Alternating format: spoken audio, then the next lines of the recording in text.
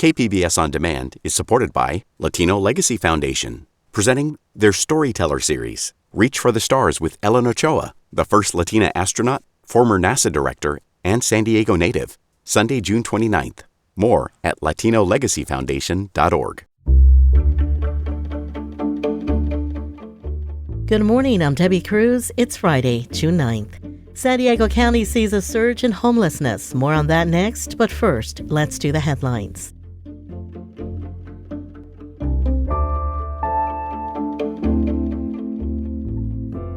The MTS Board of Directors met yesterday to discuss the ongoing bus driver strike.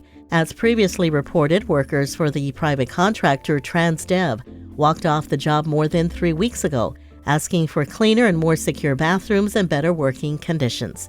Veronica Ortiz has worked for Transdev for 18 years and has watched her cost of living increase while her pay stays the same. We have co-workers that are homeless. They live in their cars and right in front of our property because they can't afford it. Now, Transdev knows all this that we're going through and they just don't care. After a closed-door discussion, MTS board members decided to offer Transdev $1 million if it can end the strike in the next 2 weeks. If you'd like to get out and celebrate Pride Month, a Pride Walk is happening in Santee tomorrow. The meeting point will be in the parking lot of the Santee United Methodist Church at 12:30 p.m. The event will feature speakers and the walk will start at 1. The distance will be about 2 miles total from Mission Gorge Road to Cuyamaca, then back to the church. Event organizers suggest wearing comfy shoes, and if you'd like, you can dress in Pride colors. And just a little weather update as we head into the weekend. It's going to feel pretty similar to what we've been seeing in the county all week. Cloudy. The National Weather Service says temps will still remain below average for this time of year. There's a slight chance of rain tomorrow night and Sunday morning, and temps are expected to be in the mid-60s all weekend. So it looks like June gloom is sticking around a little longer. From KPBS, you're listening to San Diego News Now. Stay with me for more of the local news you need. KPBS On Demand is supported by Splatero, helping homeowners pay off debt or for home improvements by offering streamlined access to your home's equity with no additional monthly payments or new debt. Splatero provides a lump sum payment in exchange for a share of your home's future value. Learn more at splatero.com.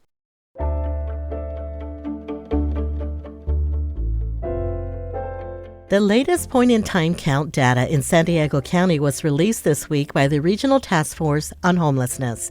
Reporter Melissa May has details on the number of unsheltered residents in the city of San Diego. The San Diego County point-in-time count is done each year on a day in January. In the city of San Diego, the January count found 3,285 unsheltered residents, compared to 2,494 in 2022, a 32% jump. San Diego Mayor Todd Gloria says one reason why San Diego's number is high is because other places essentially export their homeless people to the city. The city of San Diego stands alone when it comes to taking on this issue seriously, and we need other communities to step up and help house their own individuals who are becoming unsheltered rather than passing them on to the city of San Diego and to our taxpayers to provide for. On Tuesday, a comprehensive homeless shelter strategy for the short, medium, and long term will be presented to the City Council. Melissa May, KPBS News. And in North County, the homeless count showed lower numbers in some cities and spikes in others. North County reporter Tanya Thorne breaks it down.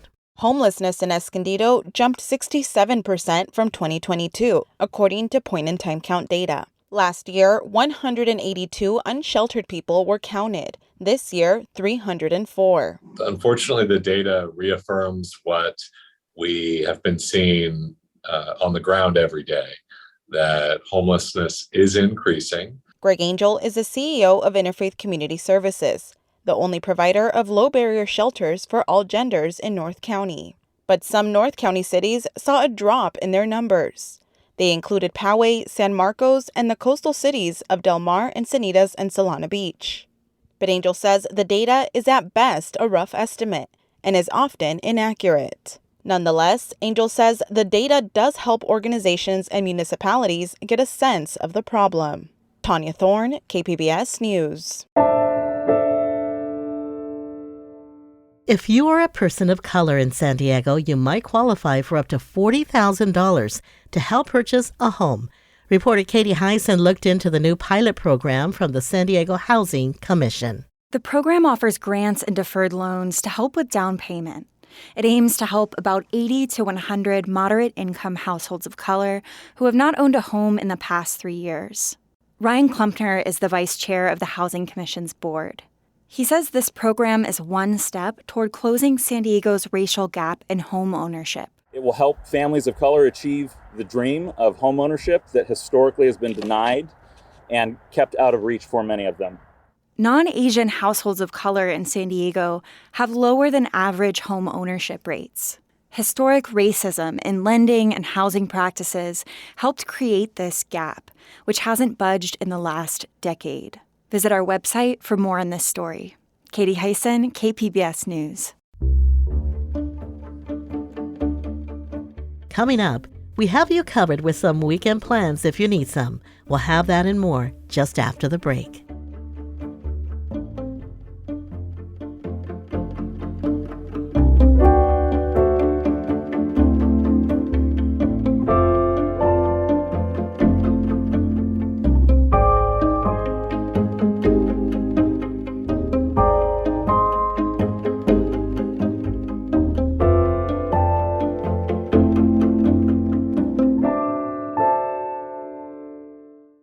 KPBS On Demand is supported by the San Diego County Toyota dealers, offering a new 2025 lineup of vehicles at your local Toyota dealer, including a new Tacoma with turbocharged 4-cylinder engines and a hybrid powertrain option. The San Diego County Toyota dealers. We make it easy.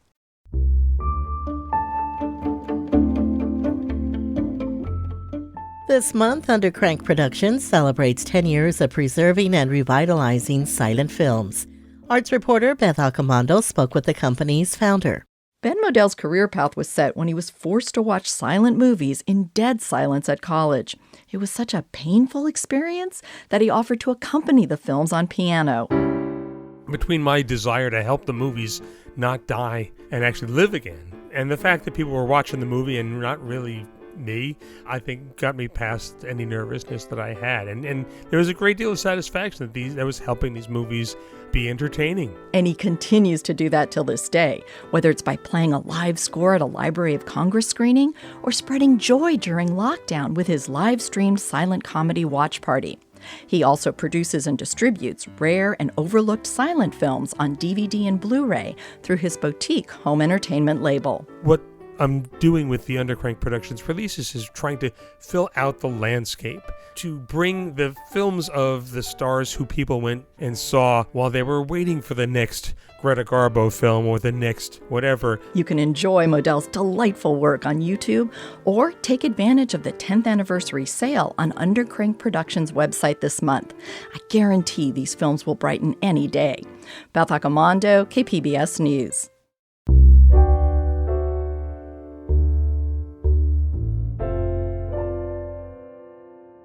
My colleague Beth Accomando also dives into the world of Shakespeare as it takes the stage once again at the Old Globe.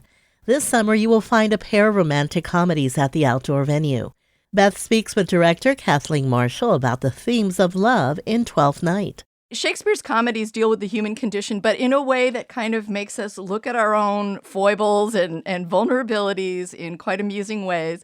So to start off, Kathleen, tell us a little bit about your production of Twelfth Night. I'm so honored to be directing Twelfth Night at the Old Globe because it's one of my favorite Shakespeare plays. And I've said to our company, we have this responsibility to deliver a sort of delightful and hopefully fresh production of Twelfth Night for people who know and love the play.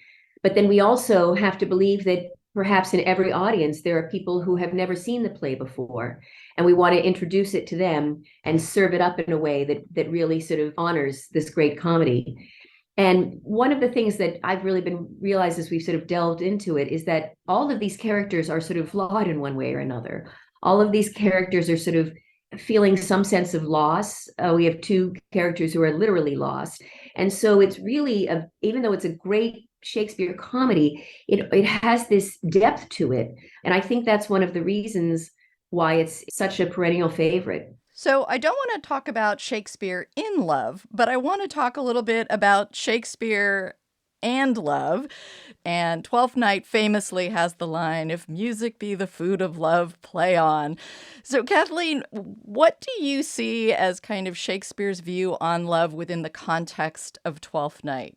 I think what we're sort of exploring in Twelfth Night is the idea of attraction and the idea that infatuation can lead to attraction, can lead to desire, and that may come in an unexpected way. It's not always something that you can plan. You know, Orsino has been trying to woo Olivia for months and she rejects him and he can't understand why. And she can't understand why he's pursuing her. And yet they both find attraction and desire in an unexpected place. I feel like Viola in Twelfth Night knows more than the men, and sometimes more than the women, about love, about what it is and how to navigate through it. So can you talk a little bit about her role in all these romantic shenanigans that take place in the play? Well, I think in Twelfth Night, you have this sort of interesting concept that the main character, Viola, who is sort of the character who's the spine of the story and who sort of interacts the most with the other characters, that she is going through her experience of the play disguised as a man and affects everybody in such unique and individual ways. And they don't know necessarily why they're being affected by this person, but they are. And I think it's the fact that she sort of is both genders at the same time. She has her own insight and perception and emotions and ideas, but because she is presenting as a man to people, they listen to her differently and she interacts with them differently. What do you feel is the importance of keeping Shakespeare's plays alive for audiences and having them performed on stage? I think it's amazing how Shakespeare's characters, language, phrases, how much they permeate our world and our literature and plays and cultural references that we've all are touchstones for us for hundreds and hundreds of years.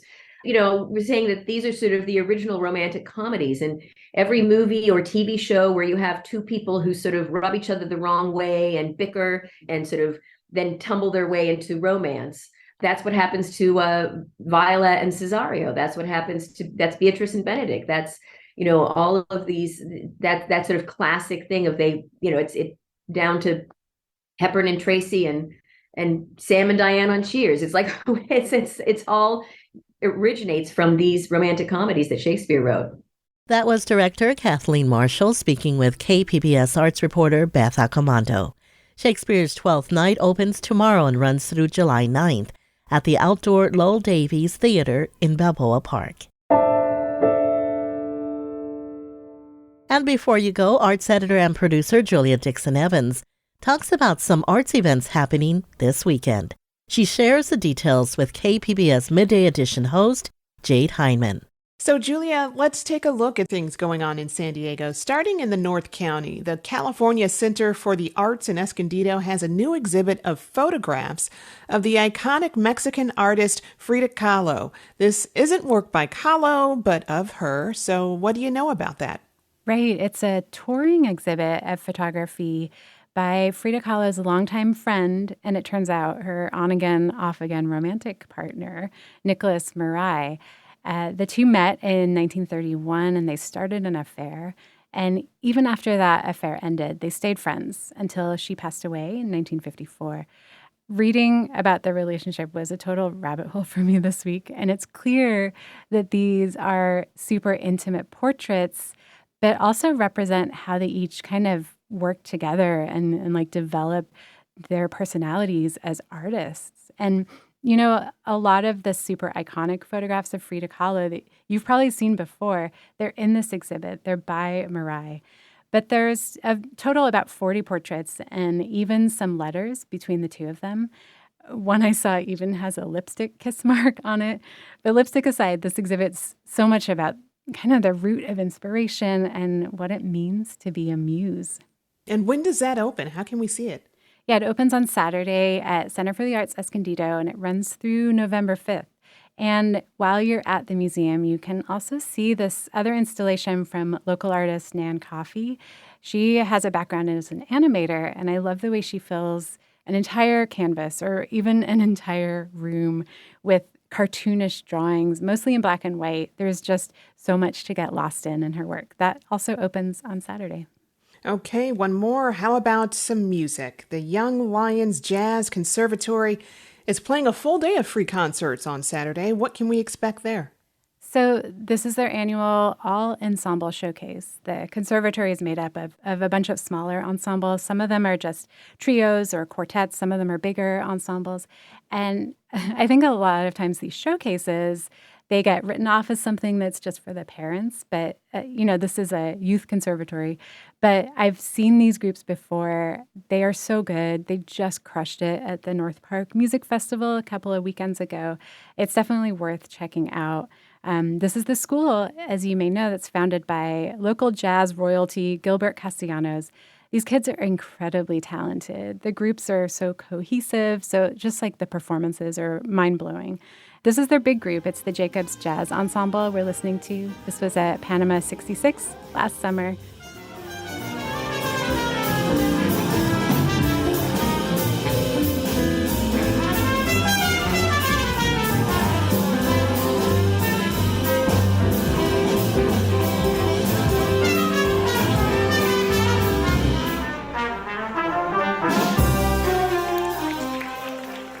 And the show on Saturday is free. It's at the Loft at UC San Diego, so really close. That part of campus is really close to the Blue Line station, the trolley. And the show is from 11 to 4:40. They'll have a new ensemble every 20 minutes, so you can plan to pop in for a set or two whenever you can swing it. That was KPBS arts editor and producer Julia Dixon Evans, speaking with KPBS Midday Edition host Jade Heinman. You can find details on these and more arts events at kpbs.org/arts. That's it for the podcast today. This podcast was produced by KPBS producer Emmeline Mohebi and edited by Joe Guerin. We'd like to thank KPBS producer Ben Lacey, reporter Eric Anderson, and editor Nick McVicker for helping out the podcast team this week. I'm Debbie Cruz. Thanks for listening and have a great weekend.